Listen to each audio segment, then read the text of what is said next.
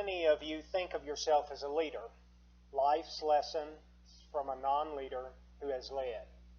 Part 4, the don'ts and do's, and how do I lead? Don't be a problem finder. There are problem finders and problem solvers. We all know people who fit into both categories. Problem finders are a real pain. They offer nothing to the discussion and always point out things that everyone can see. I've known plenty of people who, when I see them, I know all I'm going to hear is what is wrong. They never offer any thoughts on what can or should be done. For these people, I follow all I've said about being a good leader, but I don't put any stock in what they have to say. They really haven't told me something I don't already know. Problem solvers, however, I listen to. I know they know the problem, but they're going to continue by offering a solution or solutions to that problem. No one likes a problem finder, but we all love and appreciate problem solvers. It could be a first athletic training student who wants to talk about clinical experiences, or a Hall of Fame athletic trainer who gets a senator to sign on to one of our bills. Each one of them sees the problem, but they go one better and try to help you solve it. Be a problem solver. When a leader sees you coming, ensure they will be glad to see you. If you see a problem, be ready to provide some kind of solution, even if it seems out there, or if it never comes to pass. Be the type of person leaders like to see coming, not see leaving. By being this way, you then will learn as a leader who you enjoy seeing and who you don't want to see come your way. Never embarrass someone publicly. If you have a difference of opinion, and this happens a lot, don't try to belittle or talk down to the person. If this happens even once, you will never have credibility with that member and every other person they tell of the incident. We all have had this happen to us, and it changes how we view that person forever, even if it's the only time they do something like that to us. It's not worth it, and it's no way to lead. Good leadership is best done as an example, and you should always try to be a good example. No matter what action you take, you should act as if you are being watched by thousands of people. If you follow the golden rule, do unto others as they would do unto you, it's as true in leadership as it is in any part of life. Emails and letters. As an effective leader, I found it is good to be diplomatic in all correspondence. This often includes what is commonly referred to as the counting to 10 strategy. As a leader, you have to expect and frankly welcome correspondence or discussions that question in the strongest terms decisions you make or the positions you espouse. It's normal to want to strike back, but should you choose to on any kind of regular basis, it will cut into your effectiveness to lead because those you lead will lose faith in someone who cannot tolerate criticism and believe it is my way or the highway. Because of this, on more occasions than I can count, I've left a reply to an email or letter in my draft box for 24 hours at least to help me maintain my composure and ensure that I'm addressing the content of the correspondence, not the emotion. A good leader must be patient and, again, avoid unintended consequences that would come with an emotional response. You must stick to the facts while maintaining your integrity, finding a way to make your points while not disrespecting the writer. One poorly written email or letter will soon be seen by thousands in today's world.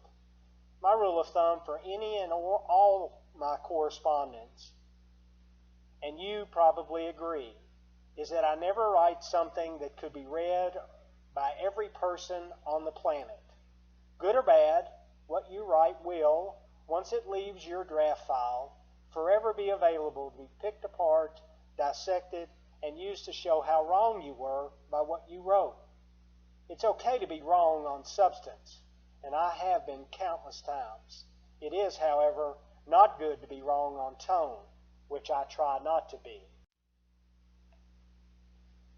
Don't use social media for leading. Facebook, Twitter, and other forms of social media have their place in today's world, but they should not be used for providing leadership. By definition, the word social does not lend itself to being a leader. By extension, to be an effective leader, as you know, you have to protect your reputation on social media, knowing that whatever gets included is there forever, no matter how you might try to control it. Social media can be effective in making announcements or celebrating success for those you lead, but should be a means to an end, not an end. Now for some do's. The best leaders see a solution to a problem before others see that a problem exists. Because of all the other attributes of a good leader, you train your eye to see things coming and prepare for them. You see an area in which you know there is needed improvement, and you begin to figure out a way to address it, while those you serve don't see it coming. Because you have a big picture approach to leadership, you have to try to see things from every angle and see those unintended consequences before they become consequences. A good leader sees things and prepares to address them with the members they serve. The best leaders see beyond the horizon, see a way there, and get others to come along.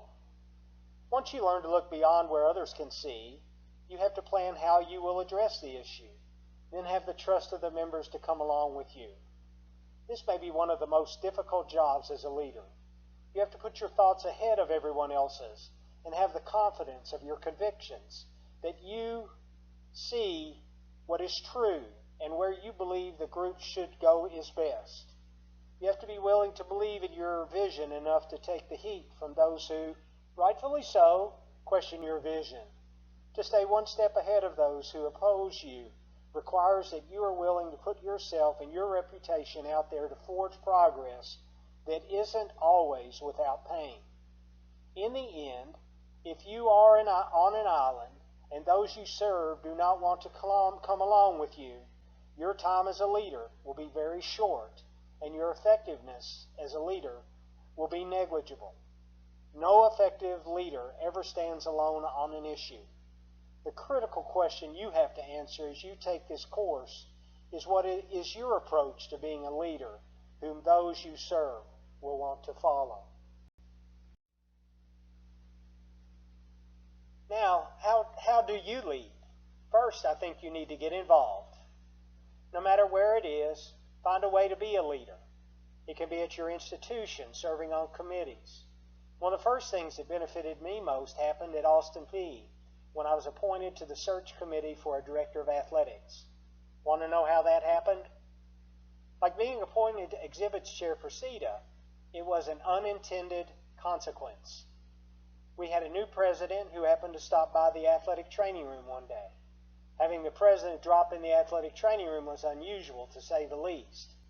What I've always said is if the president or chancellor doesn't know my name, I'm happy with that. It means I'm probably not in trouble. When he dropped by, however, I had no choice but to be nice and have a conversation. It just so happened he'd been a professor at the University of Kentucky when I was there as an undergrad. What made it even better for me was that he was a professor in the history department, which was my major. I connected with him that day on a personal level, even trying to decide whether we had known each other as a professor-student relationship. When it came time to find a new AD and he needed someone from the department to serve on the committee he could trust, he chose me. From there, the new AD must have thought I had an in, and he created a new position of assistant athletic director, and on it went. I got involved in Austin Peay by making myself known to the president, and when he called on me, I served. Make yourself known. Let anyone and everyone know you are ready to serve. When called on, do your best to serve. This same AD told me once my most important job was to make him look good. When you first hear this, you think, that seems awful egotistical of him. Knowing him like I did, however, I knew it wasn't about his ego. It was as simple as if I made him look good, I too would look good. It wasn't about him at all. It was about me. So when you are appointed to a position, your job, simply put, will be to make the person who saw to your appointment look good. If you do that, more appointments will come your way, I promise you. When you volunteer, do the job. I can't tell you the number of people who quite sincerely told me they wanted to get involved, and when I called on them and they accepted the appointment, how little they did. Don't volunteer until you know you are prepared for that job and, more importantly, willing to do the job. You're only given one chance to do the job you volunteer for. If you fail to hold up your end of the bargain, you, more than likely, will never be asked to volunteer again. Remember, in athletic training, it doesn't go to 6 degrees of separation. You let one of us down, and you may never get another chance. If, on the other hand, you do one job well, you will probably be asked to serve again, and the test will begin all anew. Did you do the job? Every time I ran for an office, I never thought I'd win, but I always was ready to serve and serve to the best of my ability. Too many people had faith in me for me to let them down even once due to a lack of preparation or effort. You will be judged by this same standard when you volunteer. It really isn't that hard to do the job. Don't be disappointed if your first try does not bear fruit. You may have to try to volunteer countless times before you finally are appointed to a position. Although there are more volunteer opportunities available now than ever, you are competing with 40,000 members, a hugely greater number than ever. The best place to start is always the job where there is never enough to completely fill the need. The obvious one to me is volunteering at the convention. Every year they send out a call for volunteers at the convention, and I know if they get 1,000, they need 1,001. So there's always a spot for you. Even better is that if you work enough hours, you have part of your tuition discounted. As a host athletic trainer for the 2000 convention in Nashville, I needed hundreds of volunteers, and I spent 2 years beating the bushes to find all I could get. By volunteering at the convention, you will be working side by side with every kind of athletic trainer. You will be with first-year attendees to Hall of Fame members and might even get to meet the current president. You would be making an investment in future volunteer opportunities by making a favorable impression on all those who work beside you. The job has absolutely no glamour factor. Doesn't show your great intellect, but what it does show is your willingness to volunteer and, when called on, doing a great job. Of those hundreds that volunteered in 2000, there are still people who volunteered that year, volunteering at the convention, only now they are in lead volunteer positions, and I could not be more proud of them. So as the saying goes, when it comes to volunteering, never give up until you're called on. Meet people. Don't be bashful. Get to know leaders. There isn't a member of the board of directors who wouldn't give you time for a visit, and I know the president loves to meet people. Make a good impression, and who knows what will happen. Be like that student I met in Dallas. Be brave. Walk up to an athletic trainer, introduce yourself, and make conversation. Somewhere in that conversation, never the first thing or even the second, ask them how they think you can get involved. You will get as many different answers as the number of people you ask. From all those answers, formulate a plan and act on it. Getting to know people is the first and most important step in getting involved. The more people you know, the better your chances of being remembered when there comes a time when volunteers are needed. I was never elected to an office in which the members didn't already know who I was and what type of volunteer I was. Each step was built on the last. Being an exhibits chair for District 9 and doing as good a job as I could led me one day to be president of NATA. It wasn't planned, it just happened. Play a part. In today's world, it really is easy to be a part of what's going on. From Twitter to blogs to chat rooms, there are countless ways to play a part. If you want to be a leader of these forums. Be positive and never burn a bridge, but play a part. Go online at the NATA and read the minutes from board meetings. Talk with your district director about decisions that were made. Try to understand the issues and what went into the decision-making process. Go to all the business meetings you can at your state and district levels. Go to the town hall meeting at the convention. Educate yourself on the issues and try to play a part in the discussion, even if it's just at lunch with friends. Listen more than you talk. As a leader, no one really cares how you feel. It sounds cold and maybe, but they don't. You represent so much more than yourself. When they visit with you, they want you to know about them and what they think. They already think they know all about you because of your leadership position. They really don't want to listen. They want to talk. Let them. Look people in the eyes. This is very disarming, but when I talk with you in person, and I hope I will someday, I will lock on your eyes and not leave them until we're done. Have you experienced being in a meeting and talking with someone while the whole time you're visiting, their eyes are wandering, hoping to find their next, more influential person to talk with? How inappropriate is that? As a leader, everyone who visits with you expects your undivided attention, and frankly, they deserve it. Lock on their eyes and don't unlock until you both are ready to move on. Don't embarrass yourself by being that person who's always scanning the crowd to make the next better contact. You won't fool anyone if this is what you're doing. Care about what's being said. No one wants to be patronized. It is condescending and an insult to you as a leader if this is how you treat others. When you're engaged with a member, you should always listen and care. As I said, be empathetic and express that sympathy to the member. You can't fake it. I've known people who thought they could, and the only person they fooled was themselves. The rest of us knew it isn't a good look on a leader, and I would not advise trying it on. Regardless what the topic is, and remember, they don't want to hear from you.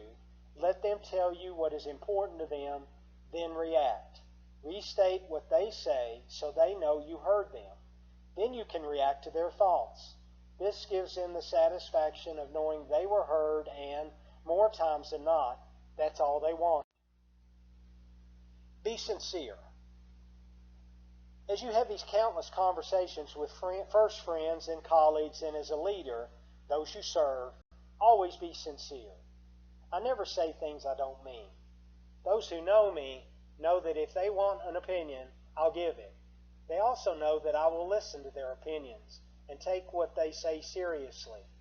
Of all the attributes I may have as a leader, I think I'm respected for my sincerity. This is so easy to do, and you can master this by just being honest first with yourself and then with others. They will know that you really mean what you say and that you've put thought into it. Find a mentor, be a mentor. Your final project will be all about this and will be the result of all you learn between now and that project. For you to be a mentor, the general task of the final project, you first must have mentors. They can be the obvious ones, like the people who were your teachers and those for whom you have worked. They can also be strangers who become mentors. For me, my most trusted mentors are the people I turned to countless times as president, and they were the past presidents. I spent countless hours on the phone and at meetings fostering relationships with all 9 who came before me. From the one I already knew, my mentor from undergraduate school, Bobby Barton, to the president I had served with while on the board, Julie Max. The other 8 knew me very little, if at all, and I worked hard forging a relationship with each of them. They all made it easy, as they each had walked in my shoes and knew what I was going through. I turned to them during every crisis and with every tough decision I had to make. They knew the issues before anyone else, and each had the opportunity to tell me what they thought. As surprising as it is, none of them ever betrayed me, doubted me, or failed to support me. They were there to listen and help me, and their mentorship was one of the single greatest privileges of being president. Use the mentors you have. Find new mentors. There's always room for one more. As you make your mentorship plan, use all the tricks your mentor teaches you. Throw away things you know make a bad mentor. Include new ideas to make you a better mentor than anyone who ever dreamed you could be. In developing your mentorship plan, you should find a way to give an infinite number of people lollipop moments.